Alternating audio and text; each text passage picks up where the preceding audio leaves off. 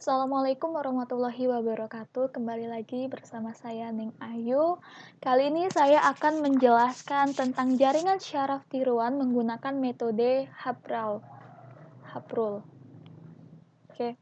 Di sini ada sebuah contoh di mana contoh ini menggunakan dari NIM 3 digit angka NIM dari belakang. Jadi misalnya di sini saya membuat contoh NIM saya yaitu 18020059. Maka yang diambil itu adalah tiga angka terakhir yaitu 059. Dan satu angka terakhir dari NIM saya ini ditambah 1, dan hasil dari penjumlahan yang ditambah 1 itu akan ditaruh atau diganti di angka yang 3 angka dari belakang ini. Berarti 9 ditambah 1 sama dengan 0, maka NIM saya tetap 059, tidak ada yang berubah.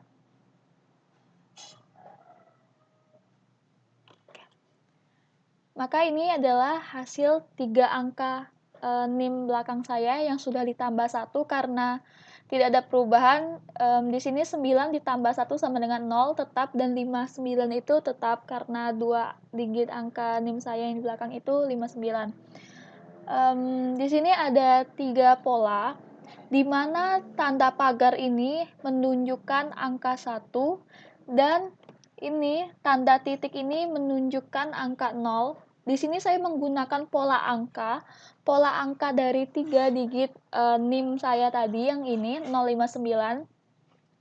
Bisa dilihat di sini pagarnya itu berbentuk angka 0, angka satunya ya. Nanti di sini diisi dengan angka 1. Dan yang di pola kedua ini adalah membentuk angka 5. Seperti yang sudah saya bilang, tanda pagar ini adalah angka 1 dan titik ini adalah angka -1 nanti.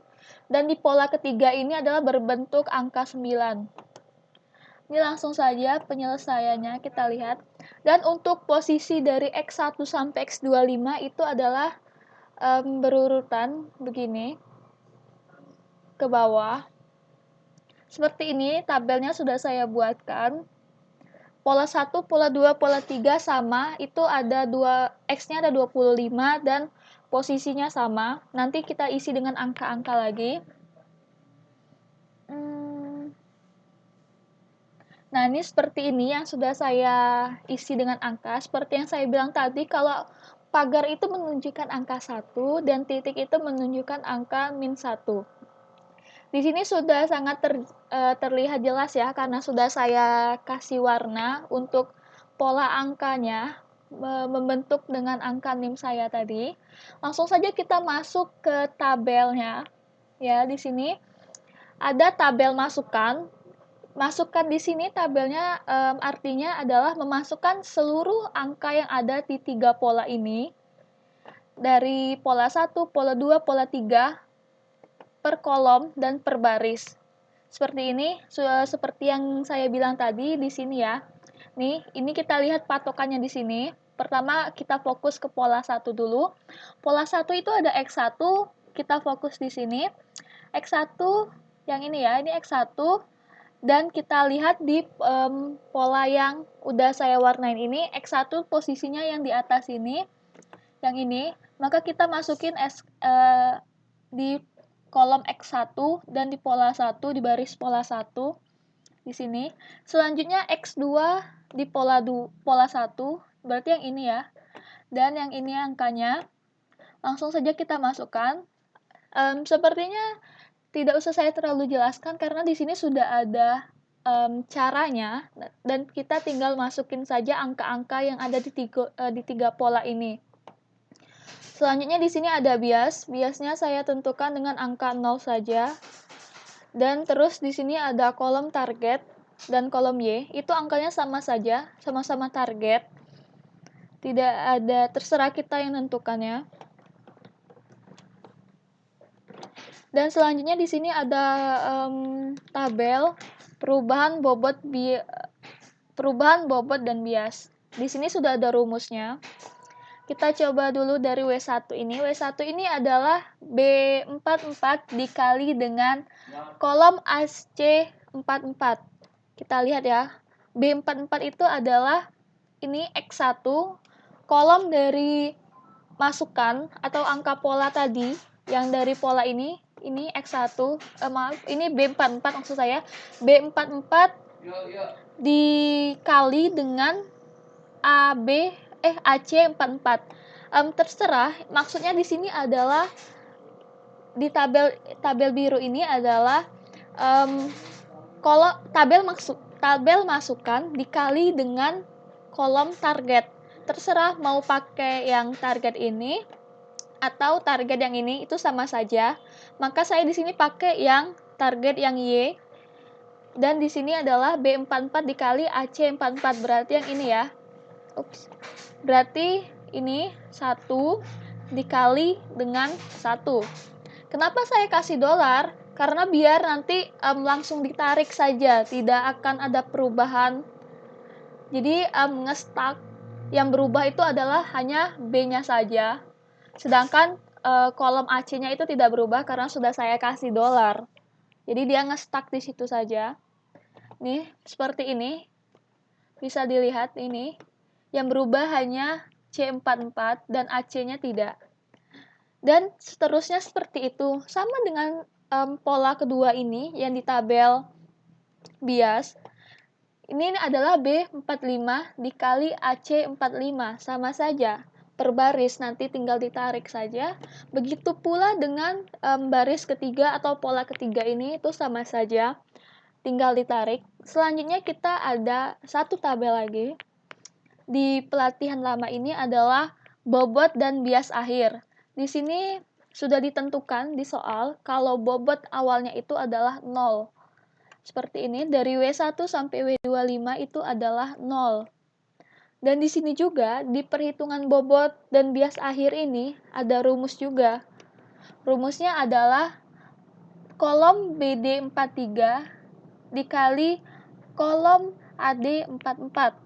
Kita lihat sih, di mana sih kolom BD43? Kita lihat di sini, ini 43, berarti yang ini ya. Berarti bobot awal dikali dengan AD. Berarti dikali dengan kolom yang ada di perubahan bobot dan bias ini. Yang ini ya. Nih. Ini kan kolom AD ya. AD 44. Jadi adalah bobot dan bias akhir dikali dengan kolom atau angka yang ada di tabel perubahan bobot dan bias ini. Sama per kolom dan per baris. Di sini saya tidak mengasih angka atau tidak mengasih tanda dolar karena nanti menyesuaikan yang ini yang di atas. Memang angkanya sama, cuma nanti per kolom dikalinya. Seperti ini. Begitu pula dengan pola kedua, pola ketiga itu sama. Kenapa saya kasih angka merah di sini? Maksudnya warna merah angkanya? Karena di sini adalah bobot dan bias akhir itu sendiri di kolom terakhir dan di baris terakhir.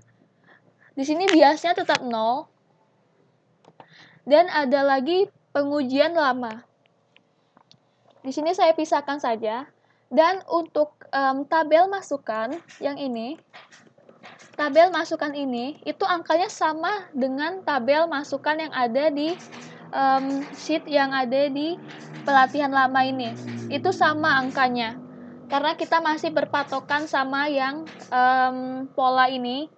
Pelatihan dan pengujian lama itu sama, yang beda nanti adalah bobot akhir. Dan juga di sini itu ada juga maksud saya tabel bobot dan bias akhir yang ini itu sama juga angkanya dengan bobot dan bias akhir yang ini. Ini maksud saya. Nih. Karena tadi kan sudah saya sebutkan kalau bobot dan bias akhir itu yang tabel ini ya. Terus di sini sama ya, sudah sama yang tabel bobot dan bias akhir yang di sheet pelatihan lama. Dan kita langsung ke tabel ini. Ini ada rumusnya juga, tabel net. Net ini adalah perjumlahan. Dan di sini rumusnya itu adalah X1 dikali W1. X1 itu adalah kolom yang ada di tabel masukan ini. Di sini kan X-nya sampai 25. Jadi nanti kita tinggal dikali X1 dikali dengan W1 yang ini. Seperti itu seterusnya. Ini hasilnya X1 dikali W1 berarti kolom B4 dikali dengan kolom AB4. Begitu seterusnya di pola kedua, B5 dikali dengan kolom AB5. Dan di pola ketiga itu sama, B6 dikali dengan kolom AB6. Selanjutnya di sini masih ada satu kolom, yaitu net. Net ini adalah perjumlahan dari W1 ini sampai W25. Di sini kita pakai rumus sum dan ditambah dengan BA4. Mana BA4? BA4 ini adalah ditambah dengan bias ini. Bias dari kolom bobot dan bias akhir ini. Ditambah dengan ini. Nanti tinggal ditarik aja rumusnya sama seperti ini tuh. Dan di sini itu adalah oh ya, saya lupa ngasih tahu kalau di sini itu masih ada angka di bawah sini. Saya lupa ngasih tahu, mohon maaf di pelatihan lama. Jadi kita fokus untuk Y, yaitu di mana Fnet. Fnet ini adalah nanti kita lihatnya yang di tabel net tadi, yang di tabel ini. Nih. Di kolom ini ya, di tabel net dan di kolom net. Kita lihat di sini adalah satu jika net besar sama dengan 0. Jadi misalnya net di sini lebih dari 0, itu maka nanti ditulis 1 di sini di kolom sebelahnya. Tapi jika ini maaf, maksud saya adalah min 1. Dan di sini adalah min 1 jika net kecil dari 0. Karena kebetulan di sini net saya itu adalah besar dari 0 semua, maka saya tulisnya 1 semua. Tapi misalnya net saya itu adalah min 12, maka di kolom sebelahnya adalah saya tulis min 1. Seperti itu. Karena saya tidak ada min, jadi saya 1 semua. Dan di sini, di kolom ini adalah menunjukkan 3 angka yang ada, yang tadi saya sebutkan, 3 digit NIM saya belakang ini, 059 ini, yang ini, maka dimasukkan ke kolom sebelah ini, seperti itu. Inilah pelatihan dan pengujian lama. Selanjutnya kita masuk pelatihan dan pengujian yang baru. Di sini itu pola 1, 2, 3-nya sama, berbentuk angka 059 seperti yang di pelatihan lama ini. Yang di sini. Cuman yang berbeda adalah posisinya. Bentuk angkanya sama, cuman bentuk posisinya beda. Ini nolnya coba diperhatiin baik-baik untuk yang pengujian dan pelatihan baru. Dan ini yang lama. Jadi berbeda ya. Hanya saja bentuknya saja yang berbeda, tapi untuk angkanya sama. Selanjutnya di sini juga masih ada tabel masukan, di mana dari X1 sampai X25 ini adalah kita mengisi dengan angka-angka yang ada di sini. Jika masih bingung posisinya, boleh lihat yang di sini. Sama saja bentuk posisinya dari X1 sampai X25 yang di sini. Seperti ini contohnya, kalau ini adalah X7. X7 di pola 1 adalah min 1. Ya, sama seperti itu. Untuk targetnya saya masih buat sama, 11 min 1. Dan di sini juga ada tabel bobot dan bias. Sebenarnya ini bukan bias akhir.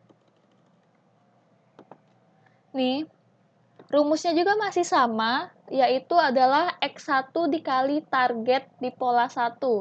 Ini kita fokus di pola 1 semua, masih dengan saya menggunakan dolar. Begitu seterusnya. Di sini sama saja, yang berbeda itu hanya bentuk pola yang tadi. Dan di sini ini bias akhir. Ini rumusnya juga sama, B13 yaitu X1 di pola 1 dikali dengan kolom AC. Kolom AC ini adalah kolom bobot dan bias yang di sini. Dan ini adalah hasilnya. Nih ya, X1 dikali W1. Begitu seterusnya.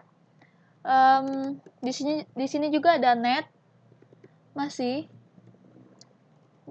rumusnya pakai sum seperti tadi dan ditambah dengan bias yang ada di kolom ini, yang ada di tabel sebelah. Sini juga ada tabel pengujinya, di mana rumusnya juga masih sama, yaitu X1 yang di tabel masukkan dikali dengan W1 yang ada di tabel bias dan bobot akhir. Langsung tinggal ditarik aja. Di sini juga masih ada sum. Nih yang di sini. Dan di sini sudah saya jelaskan tadi, jika penjumlahan ini adalah besar sama dengan 0, maka ditulis 1, dan jika kecil dari 0 itu maka ditulis min 1, dan di sini adalah 3 angka belakang dari NIM saya. Kurang lebih saya mohon maaf, inilah penjelasan dari saya. Wassalamualaikum warahmatullahi wabarakatuh.